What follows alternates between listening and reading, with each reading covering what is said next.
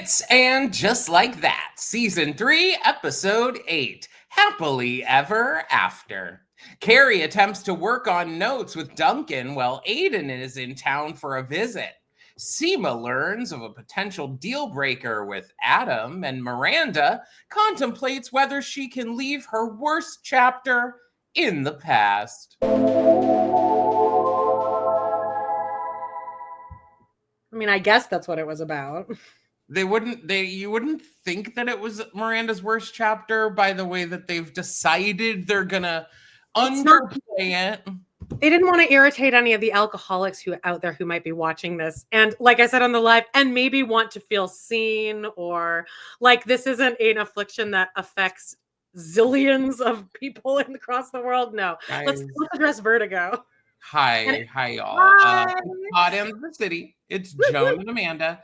We are here every week recapping this week an episode of And Just Like That. Who knows in a few weeks what it's gonna be. But we're also every week live on YouTube.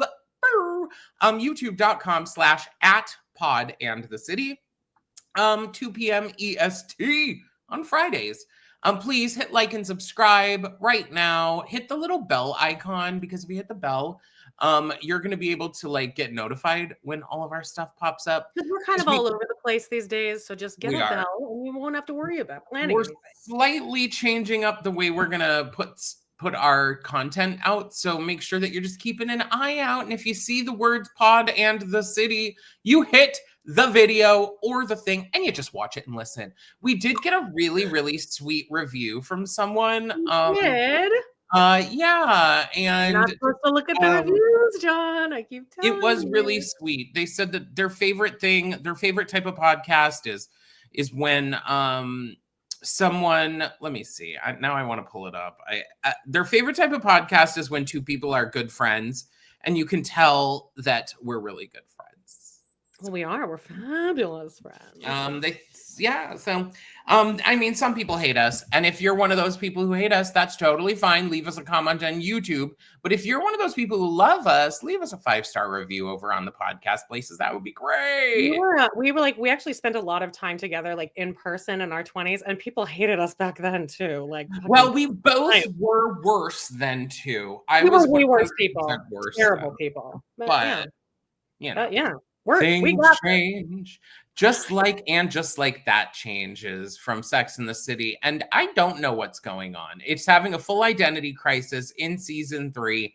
This show doesn't know what it wants to be. It doesn't know what story it wants to tell, because Carrie's book is still the biggest piece of crap I've ever heard. And after what had felt like forever, the woman had finally had happiness at her doorstep, remarkably. What? And then that was a smash cut from Miranda comedically pouring her girlfriend's gin. Again, we're going to address the alcoholism because that pissed me off a lot. But first of all, do you think that she would open it? I don't think you'd open. That's a bold thing. Open what? She opened the gin, this expensive rare gin. I think it wouldn't matter. Really? To open someone else's gin? Well, it's your girlfriend. To open it? She left it there on purpose. She offered it to her to drink. A couple times, actually. It's not like she was like, this is mine, touchy. Crazy. All right. Well, do you have any overall thoughts? Any news? I did have a thought, and it is that next week, the movie that Amanda and I are going to both be reviewing is I Know What You Did Last Summer, and I will say, stay through the end credits. Oh, I didn't know that. Okay, great. Because the other people in the theater left, and then I did stay, and something. I'll make sure. I'm taking my little cousin. I'm very excited. I bought so much junk food for this less than 2-hour movie. I'm very excited. I've never bought minor anywhere before. There's lesbianism, and my cousin's a lesbian. Oh, so great, perfect. Next week, I'm going to be seeing Eddington with Justine, and I'll give her birthday present, which I guess I'll just say what it is now, but I got her a Glinda doll. Which kind? It doesn't talk, but it's like the Wicked. It looks exactly like Ariana Grande's face. She's like the biggest Ariana Grande fan. So yeah, I'll give that to her. We'll see Eddington as my cat is getting spayed. So it's a whole thing. I kind of want to see that Eddington movie too. So well then maybe that'll be next week's movie then. Okay, well great. Speaking of dolls, guys, throw me a subscription here. Open that doll, chug it along. I'm trying sometimes. You got this, and make sure you guys. We're trying to hit 1,500 subscribers this week on YouTube. That we're gonna set little tiny goals. Yes, I think we can. It's only it's like 100 more. We can do that in a week for sure. Okay. Yes. Yes. Okay. All right. Yes. I love goals, John. Okay. So we get into this episode? One way you can help with that though is sharing. We have a wonderful listener, Rebecca. Hey, girl, who taught us that you push share, copy link. You don't even have to actually share it. You just push those buttons and it tricks it, I guess. And she's a scientist, so she would know. I'm ready to get into this episode because it starts off with this beautiful brand new purple runner rug. Yeah. And for some godforsaken reason, these are the kind of details that make me go insane. Carrie has been saddled with carrying the large bag up the staircase, and Aiden, the 6'5" man, is carrying the two. Now, trust me, I am all about equality and equal rights and all of it. I'm not saying that because she's the woman, she shouldn't be carrying the big bag. I'm just saying by size alone, and she's literally lugging it up she's got that bad hip that we always forget about. She had actual surgery on it. I'm thinking that in this episode, she wasn't wearing shoes inside, and she hasn't been wearing shoes inside. I think they've done that. I think they did a backwards thing, like SJP or Sarah Jessica didn't want to wear shoes anymore during those. And so she's like, how can we work into the filming? How can we work into the story that my neighbor is the reason that I can't wear them? Because Carrie would never. Carrie would always wear her 6-inch stilettos in her apartment. They mentioned, Aiden, you know what, on the podcast, the Writers Room podcast, guys, I'm going to be talking about it a lot today. Oh, the Writers Room. We should just start calling that the podcast, because it is this. Oh my God. Capital T, capital P. The podcast. I walked this dog for an hour last night. So I watched the episode, then I had an hour walk, and then that's when John was watching the episode while I was listening to the Writers Room podcast. And there was some creepy fucking shit mentioned in here, including when Michael Patrick about the Romeo. Oh, he looks about. Oh yeah. It was really. If you guys want to jump in on a Writers Room podcast, listen to this one, because I've listened to it twice, and it is wild. The things that they think that we're picking up on. I actually also listened to it for 2 minutes. My first time dipping a toe in, and oh boy, 2 minutes were all I can handle. Hi, sweetie. This is Mama Gray. She's my foster cat. Mama. Well, she's not really your foster cat anymore, right? No, Sully is my. This is still a foster cat. Oh, it's a new one. This is the mom. Yeah, but I thought you had her. You've had her longer than Sully, haven't you? No, I just got her 3 weeks ago. Okay, I don't want this. Oh, she's like, she's like, this is where I'll be. All right, get down, please. Awesome. Okay, here we go. Aiden's just a surprise visit, and then they explain to us in the podcast what do they call it? Fuck. It's like a cock tease. No, laying. Hate watching. No, you might have heard this part where they're laying pipe.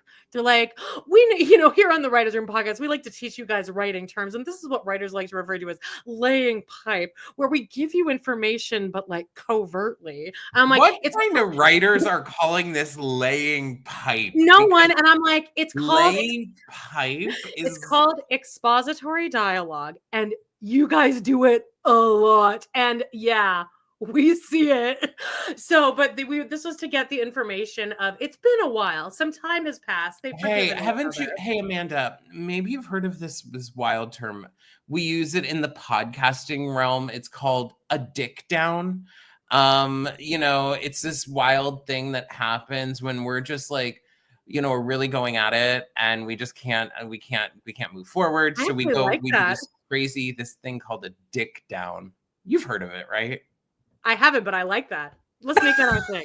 Carrie got this purple rug, and there's this whole conversation here, this closet scene, where we're supposed to get this subliminal message. So I heard them talk about the lines here. I'm going to tell you in a second. Then when I was rewatching it, I'm like, that's not even what the fucking lines are. So here's what the lines are. It's where Aiden brings up Duncan. And so the underlying message of this first scene where she's like, yeah, well, believe it. Like stuff like where he's like, so you guys don't talk about anything? And she's like, yeah, that's actually what it is. That's how they're playing it. But in the thing, he thinks that we're picking up on Aiden saying, I would like to talk about Duncan. Do I have permission to cross the threshold? And then she goes, permission denied. I'm like, that's not how this is played. They're playing it as being very silly, but we're supposed to pick up that Aiden's saying, I would like to talk about Duncan, and Carrie saying, I don't want to talk about Duncan. That's what that first closet scene was supposed to be. I'm like, all right. And on top of that, it was supposed to be an homage to their hilarious, famous fight about the closet space. Okay. Well, again, he thinks he's writing the Odyssey or something here. He thinks he is like the new William Shakespeare. I mean, I don't know what it is.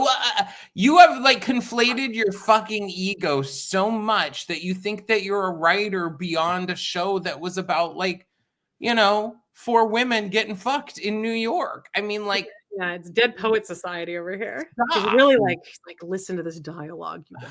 Oh my God. And why? Like, that's just a stupid way of doing it. I did think their scene was hokey because they're like, oh, permission denied. And then later he comes in again and she's like, aye, Captain. But I actually thought that was actually kind of cute. Like Carrie was being very cute in these scenes. And I'm like, oh, Sarah Jessica Parker is like playing this well. But then I find out that it's supposed to be like, we're on troubled waters and this is the threshold, permission to cross, permission denied. See, and the only reason I thought that was because he had originally come in saying, oh, I'll take this part. Give me this. Because that's what they were playing. I don't think the writers are actually talking to the actors, but the writers then go on to talk about how Aiden doesn't get that he's never got it. What writing is. I'm like, I'm sure Aiden does get it. Because back in the series, he was like a really good, supportive boyfriend. And now all of a sudden, he just doesn't get what writers go through. I think one issue is that what does Aiden do? In the original series, he was a furniture maker, right? Yeah. We haven't seen him make any furniture, talk about selling any furniture, do any furniture, even do anything related to his oyster bar with Steve in Coney Island. No. If we could maybe, like, that would probably round out your character more, but right now it's just like a guy whose sole purpose in life, I guess, is to worry about his child who has quote unquote ADHD. And he should build Carrie some furniture for her house. Someone did leave a comment that's like, this is Carrie and Aiden's house and it has no furniture and he's a furniture designer. We've fully lost every ounce of the whole script. Yeah. So Carrie, okay. So the cat room, they talk about this too. So they have this closet scene and then she's like, you can have this closet. And Michael Patrick's like, so it's the cat room. And if you notice, we put a big metal cat in the back of the scene. And then, so I'm thinking that as I'm rewatching the scene and then Aiden has the line, but Carrie, this is the cat room. So I'm like, so you're just smacking us in the face with this then. We're going to have the line plus a metal cat in the background. And for any of us who can't figure this out. So he gets the cat. I would also question why do Aiden's clothes have to be in the cat room? They're like, you have this home again in the first episode. The whole gag was that Carrie is running across her palatial estate to turn off the fucking alarm. I'm sure there's another closet that isn't located next to the shit wardrobe. Come Absolutely. On. Aiden's being very love bomby here. I didn't write any dialogue, but he was just being overly love bomby. Which it makes, in a way, makes sure, sense. If I'm Aiden, my perspective is that my girlfriend who doesn't live here, who has cheated on who I don't live with full time, who has cheated on me in the past, is now having hours-long dinners with her sexy, hunky British who doesn't have like a school shooter kid, who also is single and brooding. British. Writer. A good lay. Yeah, probably. The angry ones always are, aren't they? Yeah. He's fine. I'm sorry. Someone said that they thought he was frumpy or something. I'm fine with it. I'm fine with it too. Carrie said she's free until 7:30, and then Duncan comes over. And again, I don't think Carrie is stupid enough to not realize that this is fucked up shit that she's doing here.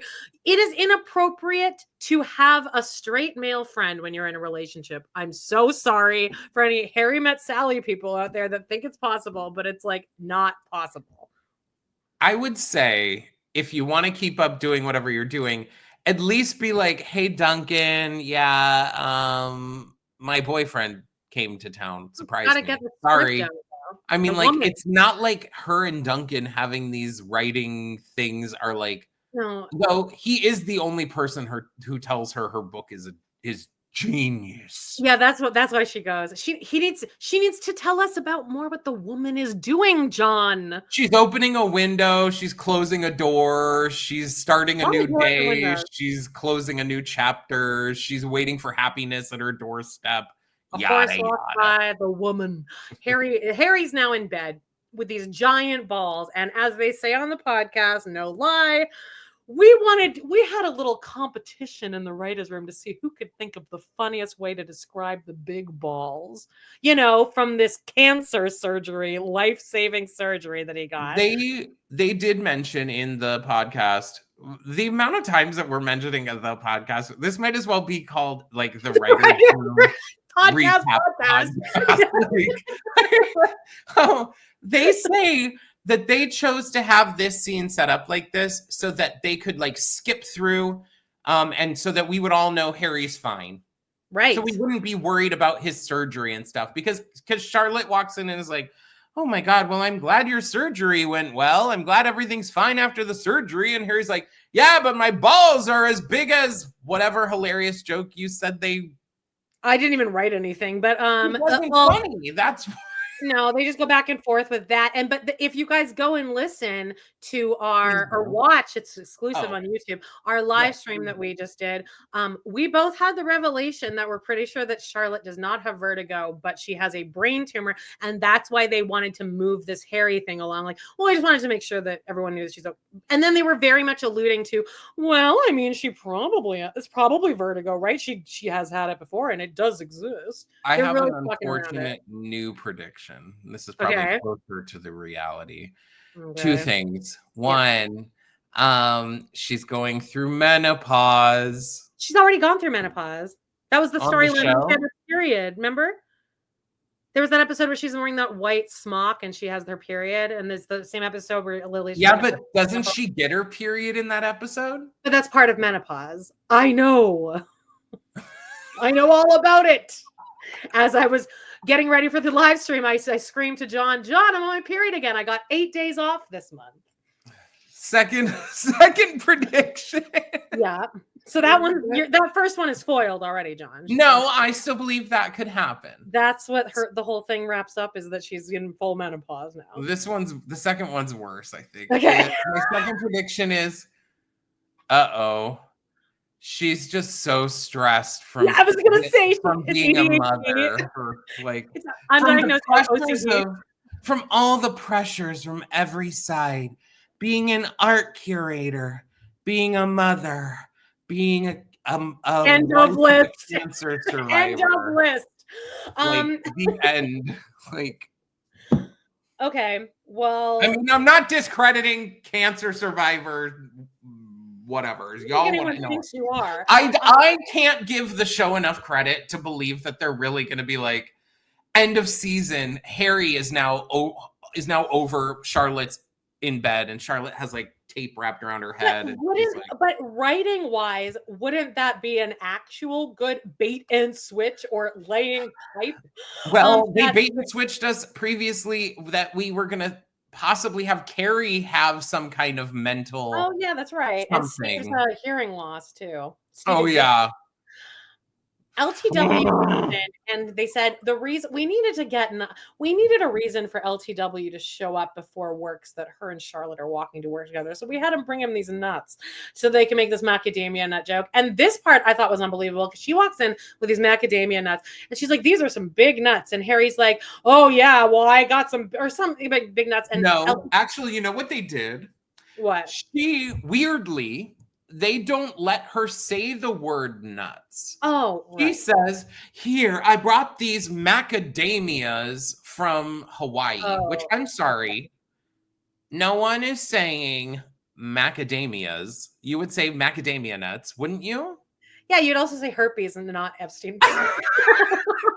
Because she doesn't say nuts because I feel like they did that so that he could say, "Oh yeah, I know all about big nuts." And then Charlotte goes, "Oh, nothing. Are you guys not mature adults and friends enough that you could be like, oh, that's funny because Harry's nuts?" Like you would be making jokes about it with your best friend. Harry's got big nuts. She knows that he had cancer. Yeah, so I think they'd be comfortable enough to make a nut joke. Now that Harry portray the people on this show though is that they're like nuns. I mean, the sex columnist is like Life of Mormon wives. On the walk and talk, LTW is wearing another ugly ass outfit. Hideous. Oh, I liked it with like that big butterfly or something. Or it was an elephant. An elephant. Okay, I liked it. Whatever. Okay. She right out of the gate, she's like, "So I had a sex dream about Marion," and Charlotte's like, "Oh, well, that's okay." Okay. And I did mention in the live, Charlotte is playing this. Oh, that's okay. And then drops her complete facial expression. She looks like a fucking robot or something is going on here. She says her one line and then is like looking at the ground. And then it's her line again. And then she looks at the ground. No, well, Michael Patrick King points it out, though. He's like, "Do you see the performance that Kristen?" He's like, she says with her mouth, "Yeah, it's fine." But then you look at her face and she does not think it's fine. So that was a direction. Okay. Well, then it wasn't acted well enough. They thought it was. Great. So she says Amanda is continuously having cats like all over the place here. It's like this a different one? No, this is the same one. I've now seen there's been 3 different cat moments in the span of 20 minutes. I usually have the door shut, but I don't have any dogs here. I have one dog. Well, that's why there's peace. It's like peaceful at your house. It is. I'm not stressed. At the gallery, so now we're at the gallery and they're filling condoms with cum. Fake cum.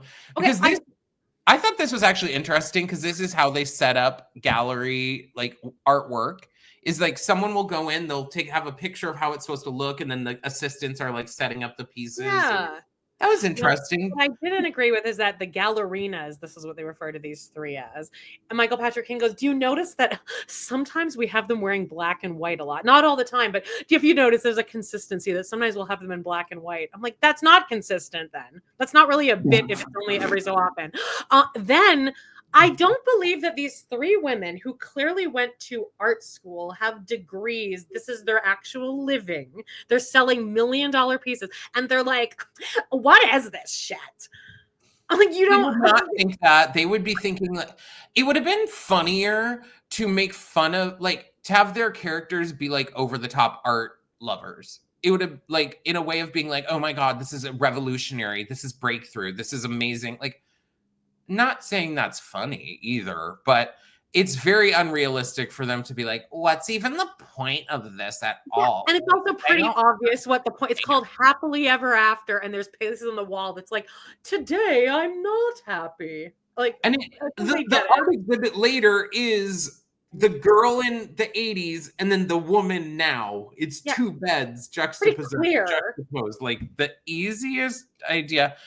Though, guys, please, someone help me understand Bonnie Milligan's joke where she says, unrelated to, maybe I missed it, but she says, the Emperor's new cum. What the fuck is that? What does that have to do with anything? Oh, because the Emperor doesn't have clothes on. Are you frozen? I thought you were frozen there. No, I'm disappointed.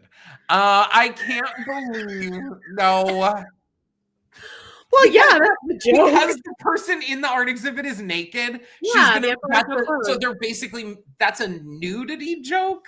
Yeah, it's an Emperor doesn't have clothes. I mean, it's obviously not bad, poorly written, terribly written. It's not really a pun. I like that joke because of how kind of absurd it is. Like, that's funny to me. I don't think it's a joke, but it would make more sense if it was like you're referencing, I don't know, like if that would have been used maybe in that episode where Samantha has to eat the funky tasting spunk. And maybe it's like he has to pretend it's good or something. Like there's some kind of pretend. Just to use that as a naked joke is really. This is the bar we're at here. The Epstein bar that we're operating at. The Miranda alcoholish bar. Alcoholish. Oh, by the way, that's why that storyline was created. By the way, is that somebody said alcoholish, and in the writers' room they said, "Wait, has anybody ever made that joke before?" So that's why they made her an alcoholic? That's why they decided to bring it back. But I was gonna say I'm impressed with the fact that they're using the word cum, because cum is a current kind of comedy reference that is at least happening in like today's comedy world. The word cum is like currently trendy. Yes, but like, so, impressed with that, I guess, that they're on top of the trend. Sure. But it is the young people saying, youngish people, like. So maybe those three maybe Bonnie Milligan is like, can we just say come over and over? I promise. It was supposed to be ejaculate or something. Yeah. Like that. Yeah. Okay. Charlotte's getting vertigo. Okay, so then there's this recurring joke. Guys, the reason Charlotte is getting vertigo is because Michael Patrick King wanted her to fall on the condom in the bed. That's it. That he says allegedly. That. But then also everyone in the writer's room, after they all talk, and we'll get to the alcoholism storyline, after they all say that they didn't want to touch it, it's not funny, they don't really get alcoholism. Right after that, they talk about vertigo, and each writer's like, I know a couple people with vertigo, and no one believes them. So they all know someone with vertigo. They needed this vertigo is hilarious. There's a recurring joke in here where people are not believing that vertigo is real. So this young 20-year-old who's like helping out with the art says, oh, I didn't know vertigo was real. I thought it was a myth, like Epstein-Barr. And then I looked up Epstein-Barr and it's herpes. And then somebody in the chat said, oh, it makes you feel like you have mono or whatever. It's not a comment from someone that said, I'm a boomer and I have never heard anyone call it herpes Epstein-Barr. Let me just Epstein-Barr. Okay. Here we go. Epstein-Barr virus, EBV, known as the human herpes virus, HHV4, is one of the 9 known human herpes virus types in the herpes family. And did people think that was a myth? Because I've seen herpes. It's not a myth. I just don't think like a 20-year-old would be making that joke. I want to text my mom and be like, what's Epstein-Barr? Well, she's in the medical profession, but like also, maybe we don't make Epstein jokes that don't have to do with Jeffrey Jeffrey Epstein. Epstein? God, yes. Like in 2025, at least. Come on. Well, and as I said on the live, Michael Patrick King does say in the Writers Room podcast that one of his favorite movies, the what they're referencing with Carrie and Aiden laying in bed, is this sexy little scene in the 70s in the Romeo and Juliet, where they wake up, they're naked, and that Romeo, he's young and he looks 12. He says he looks 10, I think he might say, but regardless, Michael Patrick King is openly lusting about a minor who's naked. So then John made the reference of maybe he's on the Epstein list. Thanks. God. I don't even, oh my God. Someone's going to comment like, you don't joke about that. You shouldn't joke about that. Don't joke about that. Sasha Velour.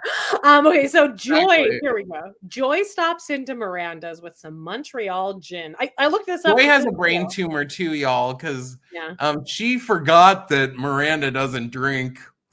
Oops. Yeah, we need to go back to this because like I said, anyone who really beat alcoholism like that either is not an alcoholic, which I guess is the storyline that they're deciding to go with, or if you did beat it, you're going to tell people that, especially someone you're dating, you would need to have that as an opener. Just so you know, I'm sober. Come on, though. It's a buzzkill.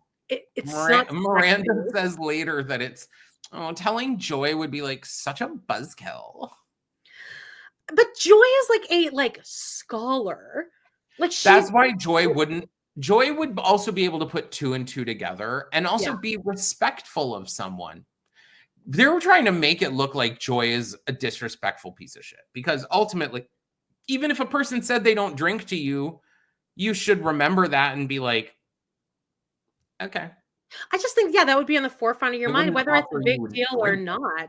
Like, I just think it would be a normal back and forth. Like, oh, especially like in a restaurant or something. Oh, they say on the Writers Room podcast, oh, well, we have her drinking mineral water. So like, there we go. We got it.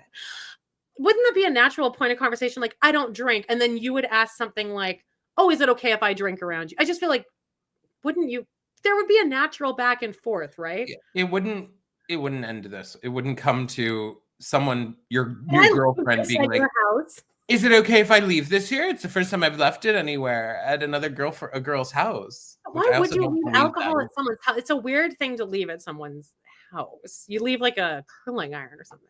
I also think it's kind of hard. Like, I wouldn't want to drink with someone who doesn't drink. Really? You wouldn't drink with me? I would encourage you to get wasted. And I wouldn't want to. I'm too much. I'd be mad at you if you didn't.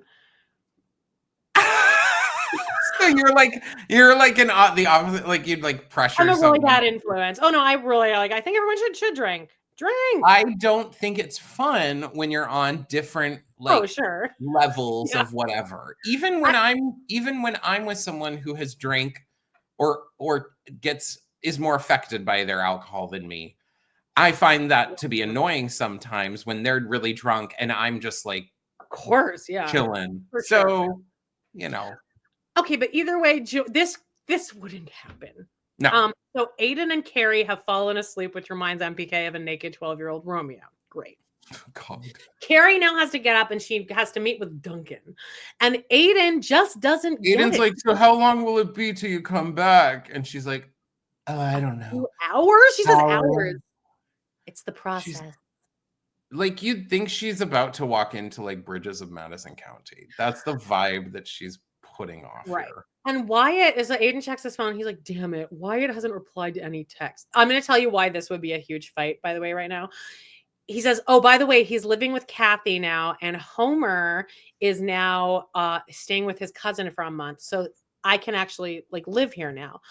I would be fucking... Radu did this shit to me. I remember I spent an entire day with Radu, and at the end of the 12 hours, he told me that he had been fired 2 days earlier from his job. And I was...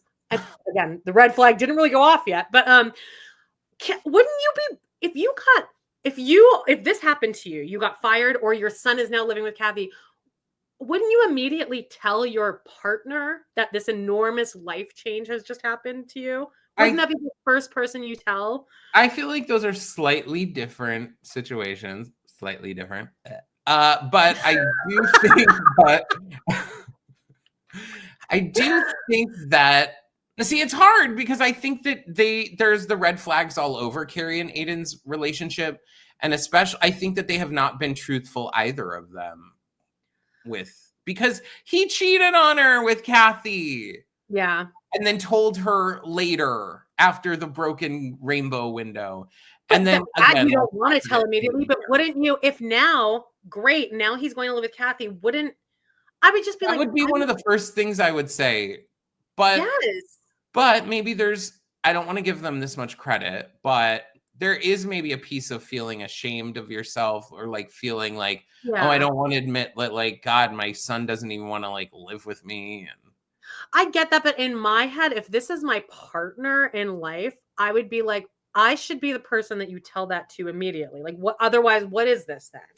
I think this episode really would have benefited from some voiceover, like Carrie's voiceover. Some weeks ago, maybe someone had written a comment about that being something that's missing from And Just Like That compared to the original Sex and the City. Mm-hmm. And I would like to get in Carrie's head a little bit more, because all I'm seeing and the way they're trying to set it up is that she's writing this story that she doesn't even realize is indirectly about her. Like, so I want to see her be like, I didn't know how to feel about in that moment. I realized, do I really want him here? That would have made such a huge difference. And like anything, like I couldn't believe what Aiden was saying. He was telling me that blah blah blah. Like anything. Yeah, that would make that scene. And again, this episode was for some reason 30 minutes. We talked about it in our live, but I feel like I prefer. I prefer, but then this is an episode that things needed to be filled in it. It ended very abruptly out of nowhere. The vibes were very different. The tonal shift. It didn't feel like it was meant to be 30 minutes long in the original writing or creation. Like a lot of stuff was cut, or they needed to put together some clunky ass episode. Yeah. A series order. Okay, so now we got the sexiest sex scene ever. Seema and Carrie cancels with Duncan, by the way. Great. Now the sexiest scene happens ever. Sema and Adam fucking. And if you guys want to hear Michael Patrick King retell you everything about it, you can go listen to the live stream where I play it, and it's a real rough. It's a rough listen. It's like, oh yeah. When he's behind her and she has her fingers in his mouth, and then she comes and he doesn't. There was magic in that moment. And she asked the most important question. Did you come? And he says, no, I've got all night. And again, I asked John, I'm like, so is this just an indication that Michael Patrick King doesn't understand women? Like, do gay men want to fuck all night long when you're in your late 50s?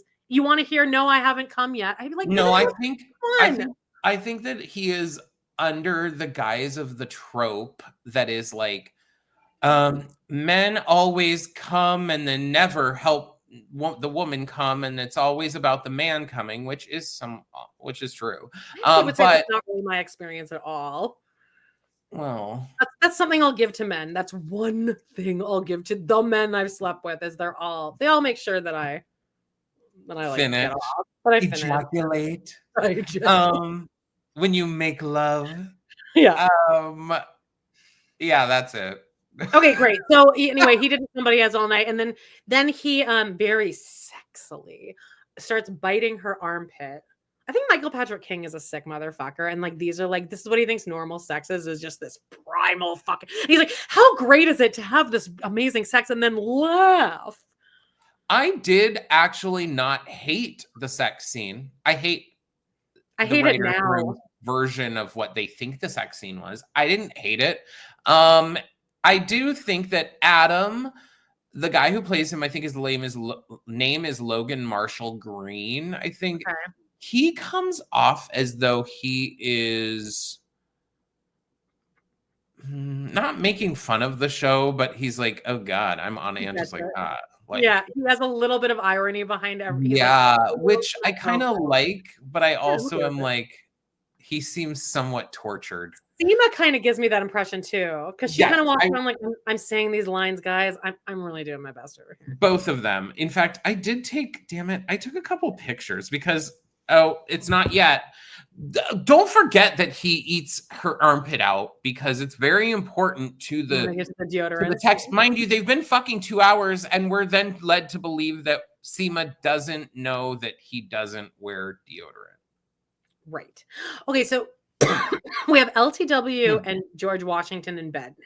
Mm-hmm. I said this on the live, but I think this is unfair. Miranda does this to Steve in the first season where she's like tries to give him head in their kitchen and he's like, Miranda, what's going on? I can't even hear anything, for God's sake. And then he's like not prepared for it. And then she gets mad at him for not making it as sexy as she needed it to be in that moment. So LTW is doing this. She's in bed. He is fully in REM cycle as she starts like jerking him off. And he's like, whoa, wait a second. She gets on top of him because she's obviously thinking about Marion. She wants to get off. She gets on top of him and he goes, I have to pee, which because he obviously would have to pee because it's first thing in the morning. He gets up to pee, and then she's immediately like irritated that he didn't pick up on it. Okay, not no. I realize that I say no to you a lot, and like I sound like a little kid being like, no. I am. Yeah. She's doing that. He's like, I gotta pee now. That is totally fine. I have had plenty of sexual situations where someone is like, let me pee in the middle. Fine. She should touch yourself a little bit, LTW. And the thing, though, that did ruin it, in my opinion, was George Washington is in the bathroom peeing. And he's like, hey, baby, can you add toilet paper to our list? And then he's like, and can we make sure that we get whatever his kids' names to school at time and blah, blah, blah. Like, that is where I'm like. Okay, but also she said to Charlotte that they have a very healthy sex life. So I don't think he should have even picked up that this was any different than other. They probably have morning sex a lot based on what she said. I think he knows how to fuck too. So I do too. But then later when he's talking to her in the kitchen and he's kind of being like, so yeah, why is mommy going back out? He's being very like, is he jealous? I mean, he'd be stupid not to because she's acting more than guilty. He's being nicer than I think most people would be. Right. Also, he doesn't seem to really care. Yeah, he's acting very obviously guilty. She's like, what? Who? No, what? No, I'm just wearing the same outfit. I mean, this is nothing. Do we have any papaya? Clearly horny for him. Right. So that's happened. Okay, so smash cut to Marion. Because here is the genius of this smash cut is that it's like, oh no sex for me, and then it's smash cut to Marion being like, Ew,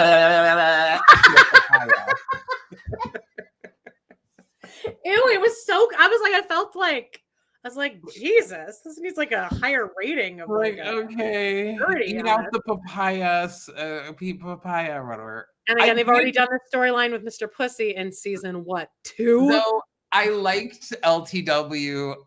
Now, mind you, the bar is low, but I liked her in this scene. She's doing fork work with her salad and being like, yeah, I'm just like wet down below, but whatever. Also, Marion knows what he's doing, right?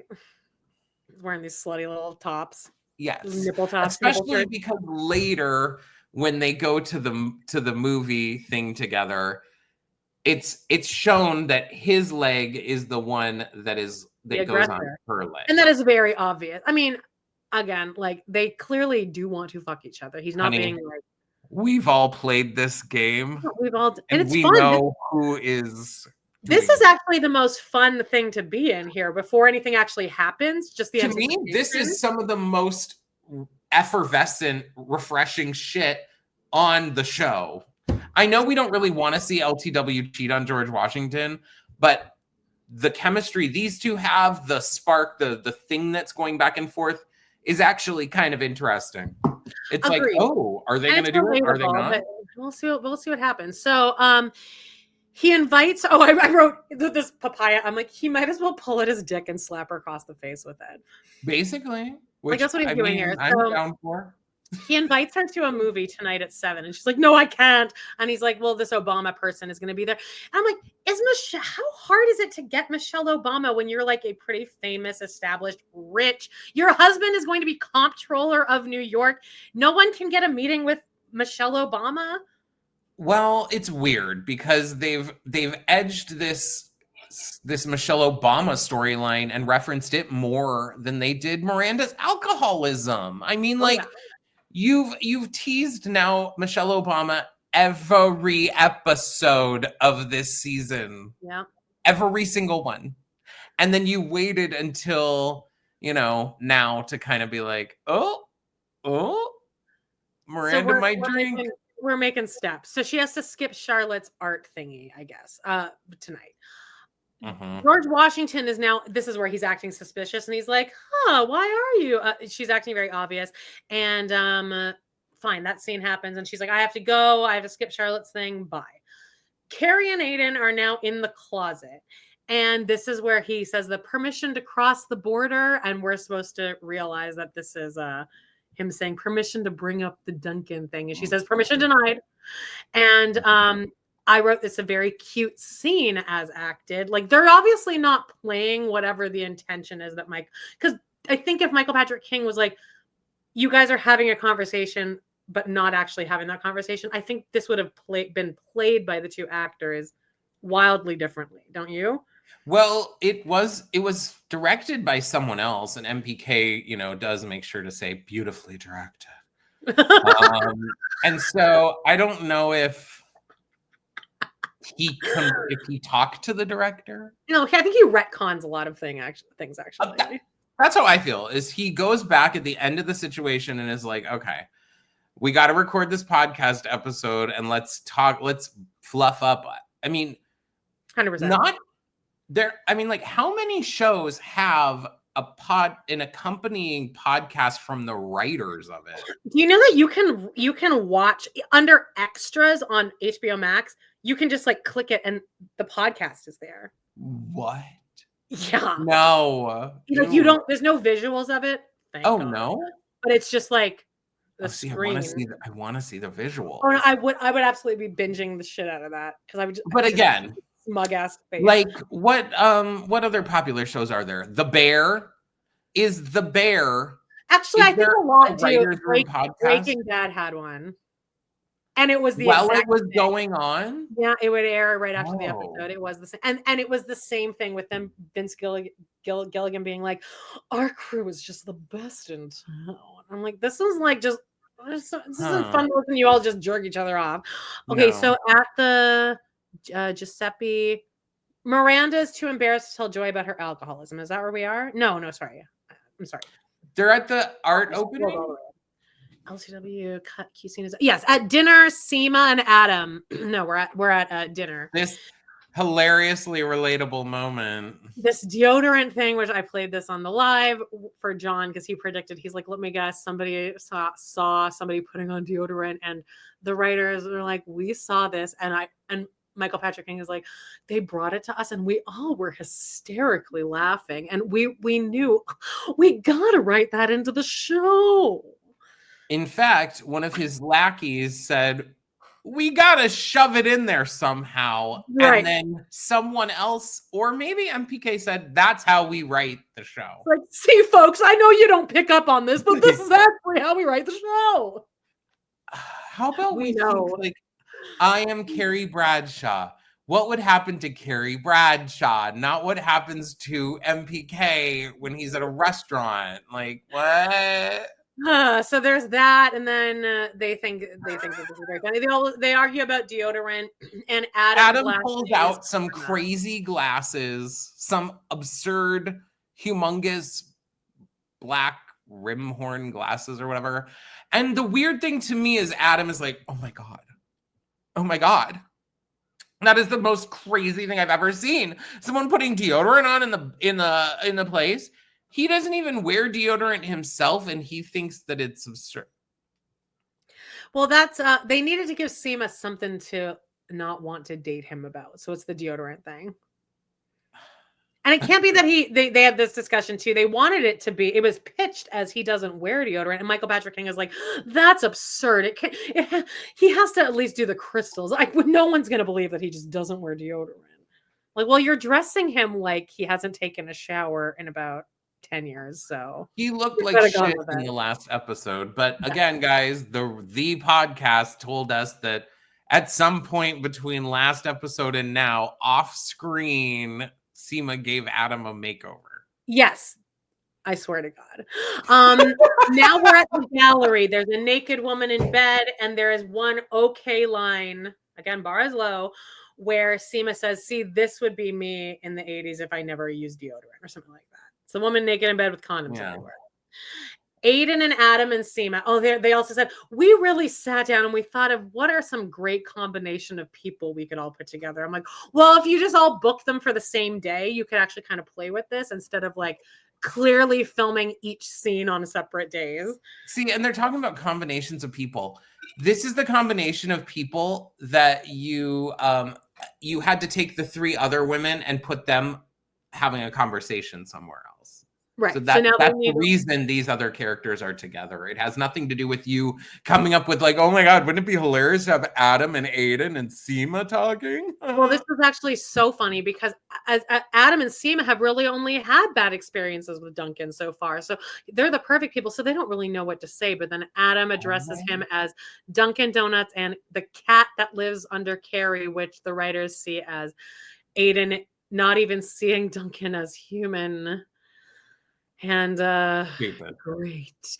Now the ladies are all hanging out, and Carrie's like snarking on the art project. The writer, the sex columnist writer, is like, oh my God, very snarky about this art piece. Okay, I will say I thought the art piece was like a realistic sculpture, which would make it to me more artistic. Like I thought the human body was a sculpture. It's just a human. Oh yeah, I don't mind these art pieces called Happily Ever After, by the way, and that's why the episode is called this. I think it's an interesting concept, the art. One of them is a bed in the 80s and like the setup of that, and then one's the setup of like the older woman now in bed with her iPad. Like that's like watching my life between the early aughts and literally right now. I mean, it's great art piece, honestly. So Miranda is like, actually, this is great because it shows you all the different pieces of your life. Like, look at me, for example. I was an alcoholic for 10 minutes that one time. And then I threw out all my bottles and didn't have withdrawal or anything. And it was fine. Never mentioned again. This is where the lady, Carrie and, Sarah Jessica and Kristen do just a bang up job of portraying that, well, we're supportive of you, but we're really not supportive about this whole idea. Miranda thinking maybe she could be alcoholish, and maybe I'm not actually an alcoholic. Maybe that was just one bad time in my life, and now I have it under control. Carrie's dress here is really good, by the way. That pink dress with the belt, loved it. Yeah. They all look good. Where are we? And then I actually might argue she isn't an alcoholic because she was able to quit so quickly. And Miranda says she's too embarrassed to tell Joy about her alcoholism because it's just not very sexy. And then Carrie's like, well, maybe you should tell her though. And she could, help you with it, or we find out though residually that Giuseppe is really rich. Right. Well, Charlotte has a vertigo attack here, by the way. Vertigo attack, as Miranda's talking about her alcoholism. Again, friends, the reason for her to have vertigo was that she would fall onto the bed. That's all of this was for that. Now we have a Garber Lupone scene. Victor Garber, Patti LuPone, which I thought was fun because they're like actual like Broadway peers. I thought it was pretty cool, the representation of her being like, do you have any queer art? And I was like, oh, okay. Yeah. Mario Cantone has one line in this episode. He comes in and he goes, well, that brings the number of naked women I've seen in bed to 1. That was kind of funny. Right? I don't believe it. I don't believe it. Giuseppe tells Anthony, maybe you should just cook for my mother. You should cook and be yourself. So I guess that's next storyline, right? There's probably going to be a Mario Cantone, Patti LuPone scene. He's going to make his mama's meatballs, and she's going to eat the meatball, and she's going to be like, oh, You will be my baby Yeah, that's on the forever. common ground. But I feel like that's whatever scene they write for that will be good because at least you have two good actors who probably respect each other Yeah. doing it. So fine. I care more about that than Carrie and Aiden. Absolutely. So Giuseppe tells Anthony to cook for her. Joy now goes to the loo and she hands Miranda her champagne glass. And Miranda's like looking at this champagne glass, and Charlotte sees her from across the room. She's like, Miranda, no. Falls on the bed, and then Bonnie Milligan says, yeah, definitely too much cum. Now we're at the movies, and they're watching porn. We get to the movies, and it's Marion and LTW, and the music is like, and he has a boner snaking down his pants, and he like lean, and she's like, it's like she's in heat or something. Like she doesn't know how to like handle herself. And then they do a zoom in on the knees, which I've been begging for. We could have done this 4 weeks ago, but it's fine. That was enough to send her over the edge, the knees touching. She's like, I've got to go. I've got to go. And so Charlotte now has stumbled home, and somebody in our chat wrote a good point of why would they let her leave? She just stumbled home. She doesn't just stumble. She is folded in half. She opens the door to her apartment. Her legs are doing like the Disney Channel like knees, and she has her like toes pointed. She's folded over in half, holding onto the wall like this, like so she won't fall over. How'd she get home at all? Would they shoved her in a cab and were like, good luck? Well, LTW calls her and she's like, what do I do, Marion? And my pussy's wet. And she's like, oh no, he's calling me now. Marion's calling her. And actually he's like, oh, I want to hand you over to my friend Terry Kirk, who I guess is on Obama's team. And they talk. Okay, so Miranda's now at home watching this bisexual island or whatever that show is. Which of course she'd be watching that. Remember when we referenced that? She's watching that and she's got a little hankering for some that's called hate watching, Amanda. Oh yeah, they really they zinged us with that. She gets up, she wants some cookies. She's got some Salsalitos and some Milanos in her thing. And again, this is referencing her hilarious storyline with that chocolate cake. And she sees the gin and she pours some and then she almost drinks it. And again, Michael Patrick says in here that they used to have some like music like that would bring some levity to the scene, like, you know, like dun dun music or sad music maybe. Yeah, and like something like, oh my God, is she gonna see? As an audience member, we should be watching this like, mind you, they haven't built it up enough for us to feel like, to be honest, if she took a drink of it, I'd just be like, okay. Because nothing bad even happened to her when she was drunk. Did anything happen bad? I may be misremembering, but I don't feel like they gave it enough anything. And they even acknowledge and say they didn't for reasons that so it wouldn't like weigh people down too much. Yeah, but they really go on and on about it. That's true. It's because then he goes on about how he had them amp up this like clown car ass like hokey dokey music underneath all this so that the audience could laugh about it. Now, in my opinion, you shouldn't be laughing about this. If I think back to one of my favorite movies, The First Wives Club, there's a scene where Diane Sawyer, I almost called her. It's not Diane Lane either. It's Diane Keaton. Yes, yeah, got it. And Goldie Hawn, right? Goldie Hawn's an alcoholic in the movie, and they come and basically like come to her and like do an intervention type thing. And they're like, see this is bullshit. And Bette Midler throws her Golden Globe like at a picture. And Goldie Hawn genuinely in the scene, you believe that this woman has alcoholism. And there is a part later where she's going to drink and you're like, oh my God, don't do it. You're like, you genuinely feel. You care. And in this, it's like, okay, we'll see. Oh, she's going to, because you know what they would do?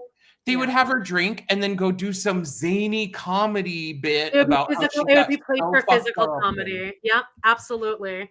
It's just, absolutely. Let's not touch on these subjects if it's something you shouldn't. How about that? And then here's the other thing is like, even if she was, because she says in the episode, well, I wasn't an alcoholic before, but it's like, yeah, but you have been since then. So your body's now conditioned to this addiction. Like, I don't think they understand. They don't know anyone who's an addict, I think. So they actually have never even shown a scene like the one they showed in the episode of Miranda struggling with like, never. Even in her quitting of a like, oh God, should I do it? Should I? Anyway, who gives a crap? They brought it back solely because someone says alcoholish and they wanted to write that joke in. So after we get this zany music of her pouring this down, and again, no one in the audience even being worried or concerned at all. Like, all right, well, maybe she's probably fine, actually. After what seemed, it cuts to Carrie, who's sitting in bed. Or no, it's not her sitting in bed. It's a shot of her pulled away from Aiden as they sleep. And I doubt that they're referencing this because they're not smart enough for this. But there was that whole storyline called like Doing Time or something like that, where like Aiden has come back to her, but he's not letting her sleep in the nook. I feel like it's not a reference to that, but where Carrie's like, I can tell there's a distance because I usually sleep in his nook. So it shows her sleeping very far away from him on the bed. And the voiceover says, after what seems like forever. This comes straight out of the bottle being poured down the chute, by the way. Because she pours the drink out of the thing, and then she goes back, and then she's like, and then like throws it in her chute. And I was happy about that. I was like, good, get it out of there. But also, then, did you see the preview for next week? Because the clip that they have in is Joy being like, you threw away my bottle? Right. The indication, though, that we're supposed to know is that she does attend AA. But then they said in the podcast, after that first episode where she attends a meeting, we didn't want to beat a dead horse and we didn't want to go back to that story, even though that's an actual storyline we could be following. That's a really interesting storyline. She can meet different people, hear different stories, but no, they didn't want to do it, and it's just not funny. So in that instance, she would call her sponsor right then, wouldn't she? I'm not in AA, but from what I know about it, I feel like that would be her calling her sponsor.